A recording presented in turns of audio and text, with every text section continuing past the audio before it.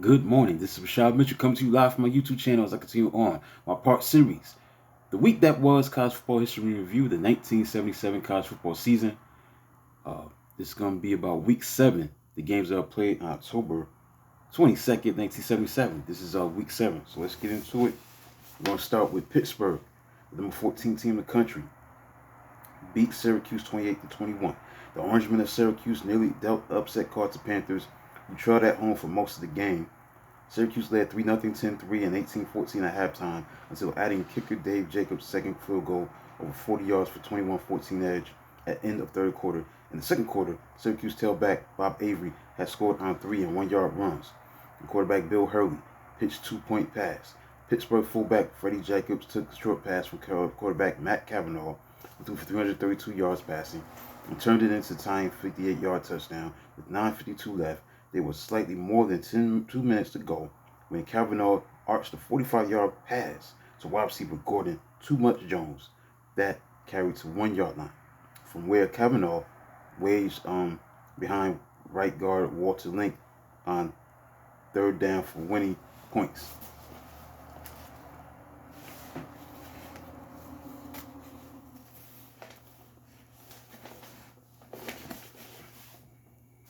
Next,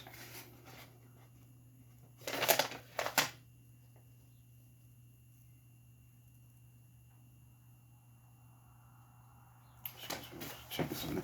Next, Kentucky shut out Georgia by a score of 33-0. Kentucky was number 8 in the country, and they shut out Georgia 33-0. Kentucky Wildcats upped ante for special season with convincing road win. The Wildcats defense held Georgia runs to 38 yards, 38 carries on 47 yards, 1.2 yards per carry average. Kentucky dominated normally tough Georgia defense, rolling up 392 yards, with 3 touchdown passes being tossed by quarterback Derek Ramsey.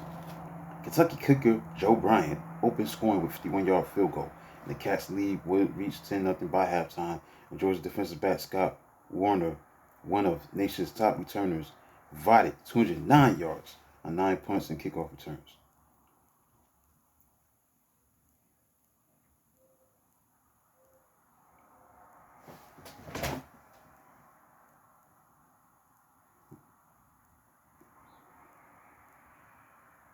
Minnesota upset number 1 Michigan 16-0. Michigan natives kicker Paul Rogan had 3 field goals and tailback Marion Barber 3-yard touchdown run did all scoring as Minnesota stunned number 1 Wolverines. The Gophers of Minnesota defense excelled, limiting usually strong Wolverine rushing attack to 80 yards rushing, 33 carries, and posting first shutout of Michigan since Michigan State turned the trick in 1967. The Wolverines suffered 3 fumbles, 2 interceptions. Gophers were turnover-free, versatile form. Key play came in the third quarter when the score was 13-0. Pass interference penalty was called on Michigan safeties Dwight Hicks that eliminated his interception that he had returned to Minnesota 5-yard line. Michigan fullback Russell Davis rushed for 55 yards. He caught 3 passes for 30 yards. The game may have been decided in the spring when Minnesota returned to natural grass at Brick House after 7-year-old artificial turf wore out. Since the beginning of last season, Michigan was 16-0 on artificial turf. Now, at that time, it was 0-3 on grass. In addition to this defeat, the Wolverines lost on grass at Purdue and in the Rose Bowl during the 1976 season. Next, Notre Dame, the number 11 team in the country, beat number 5 Southern California 49-19. Sporting Kelly green jerseys for the first time since 1963. The Irish of Notre Dame energized Notre Dame Stadium fans with blowout win. Game was close early as Trojan's nose guard Ty Sperling forced a fumble by halfback Terry Urick, with ball caught midair by linebacker Mario Chilato for a 5-yard touchdown, 7-7 tie. Irish defensive back Ted Bergmeyer then sprung 2 special team surprises late in the second quarter. Shot putting 2-point conversion pass to diving wingback Tom Doman, 15-7 lead, and facing 19 yards on a fake field goal that was followed by a 13-yard touchdown pass from quarterback Joe Montana to tight end Ken McAfee.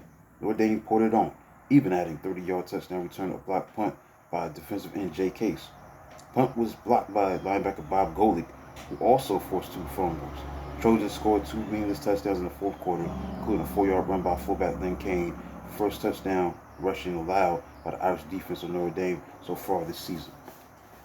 Texas Christian beat Miami 21-17. Break up those red-hot Horned Frogs, winners of two straight after 15-game losing streak. Defensive back Steve Barnes was hero with block punt that gave TCU ball on Miami 36-yard line late in the fourth quarter, trailing by 17-14 with 1:08 left. Quarterback Steve Bayuk scored winner from 1-yard line for his second 1-yard touchdown keeper. It came right after the pass interference penalty against the Canes. Miami had scored 11 straight points to take the lead on a 74-yard tackle-breaking run with screen pass by fullback Otis Anderson, who ran for 86 yards and 20 carries to go with the 86 yards rushing. Earlier, Frogs had grabbed a 14-6 halftime lead with both touchdowns following fumble recovery by defensive end Darren Mosley. TCU wide receiver Mike Renfro caught 28-yard scoring pass while Hurricanes kicker Chris Dennis kicked 3 field goals. Teams combined for 9 turnovers. Next, we had Arkansas, number 9 team in the country, versus Houston, where Arkansas shut out Houston 34-0. Razorbacks routed stumbling Cougars on Arkansas quarterback Ron Cagney produced 232 yards total offense. Cagney rushed for a career high 127 yards while accurately pitching 10 for 15 for 105 yards passing. Houston lost 5 fumbles and interceptions to make any comeback impossible. Arkansas gained 442 yards while allowing Cougars a mere 144 yards. Now, Razorbacks tight end Charles Clay caught 2 touchdown passes and running back Ben Cowens rushed for 2 touchdowns, with leading rusher running back Alois Blackwell held to 24 yards. Houston had to count on the alternating quarterback Darryl Shepard's 46 yards for rushing leadership. Now, we got Nebraska, number 18 team in the country, facing number 7 Colorado, where number 18 Nebraska beat number 7 Colorado 33-15. As Nebraska I-back I am hip was all legs and leading win over undefeated number 7 Buffaloes of Colorado. Running for 172 yards with touchdowns of 28 yards and 4 yards, Hip's 28-yard scoring run in second quarter pulled Nebraska to 15-10. Quarterback Tom Sorley threw 22 yards touchdown pass before winning points to wingback Kenny Brown late in the second quarter. Huskers outgained Buffaloes 480 yards to 266 yards while defense allowed a single touchdown. Colorado got its points early as fullback James Mayberry ran for 113 yards and a touchdown. Meanwhile, tailback Howard Ballage made a 90-yard kickoff return for a touchdown. Next, Oklahoma, the number 6 team in the country, beat number 16 Iowa State. Number 6 Oklahoma beat number 16 Iowa State 35-16. Sooners jumped into first place in the Big 8 as quarterback Thomas Lott ran in 2 touchdowns through 23-yard scoring pass halfback Elvis Peacock. Oklahoma scored 3 straight touchdowns, including 85-yard punt return by halfback Freddie Nixon to counteract Cyclones quarterback Terry Woodley's 12-yard touchdown pass to tight end Guy Preston in third quarter for 16-14 lead. Recovered from myriad injuries. Fullback Kenny King led Oklahoma with 146 yards rushing, and tailback Dexter Green faced Iowa State with 177 yards and 44-yard touchdown. UCLA beat California, number 15 team in the country, 21-19. UCLA defeated number 15 California, 21-19.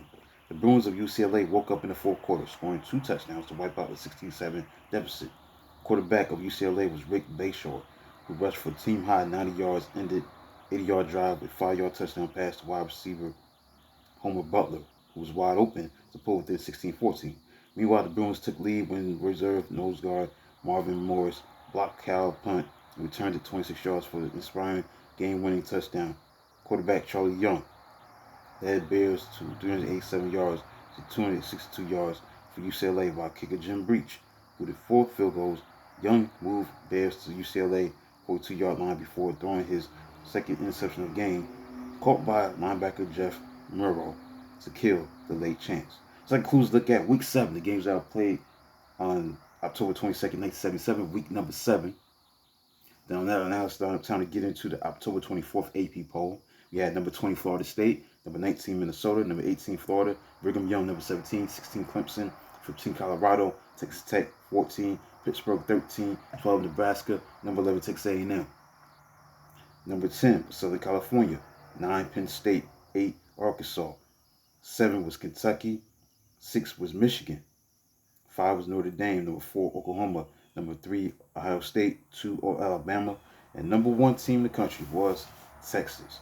Number 1 Texas, number 2 Alabama, 3 Ohio State, 4 Oklahoma, 5 Notre Dame, 6 Michigan, 7 Kentucky, 8 Arkansas, 9 Penn State, 10 Southern California. That was the top 10. And number 11 Texas A&M, 12 Nebraska, 13 Pittsburgh, 14 Texas Tech, Colorado, 15 Clemson, 16, 17 Brigham Young, 18 Florida, 19 Minnesota, and 20 Florida State. So that concludes a look at college football history review, the 1977 college football season for week 7. The games that were played on October 22nd, 1977. Please like, subscribe, and comment on the channel. I do review this magnitude tomorrow. Until then, talk to you soon.